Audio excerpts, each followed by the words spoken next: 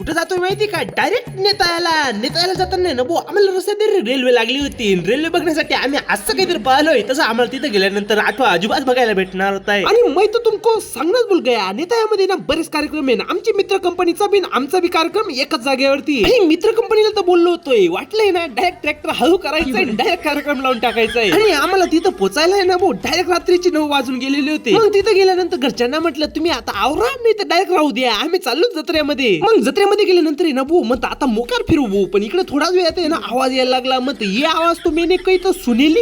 इकडे येऊन बघतोय तर येत काय ये ट्रेंडिंग वस्तू आहे. म्हणतं ये ट्रेंडिंग वस्तू आहे ना, इथं 350चं बुचन बसून दिलं म्हणून आहे ना. म्हणतं चला पाय फिरायला. पण इकडे आल्यानंतर ना पायात नाही फिरलो, पण पुरं डोकं फिरून गेलोय. कारण की ये म्हणायला लागले आता 10 वाजता ना आपल्याला सर्व बंद करायचं. म्हणतं ऐसा कैसा चलेंगे रे बाबा, हमने तो घुमेला भी नहीं. मग तो म्हणायला लागला कलाव म्हणतं कल तो हम 10 मार के धुराट निकल जाएंगे. मग ना भाऊ आता आम्ही पुढे दमून गेलेलो होतोय, त्याच्यामुळे ना जत्रा लांबूनच बघून घेतली. मग आहे ना आता बाकीचं पुढच्या ब्लॉग मध्ये लाईक अँड फॉलो करून घ्या. भेटूया पुढच्या ब्लॉग मध्ये.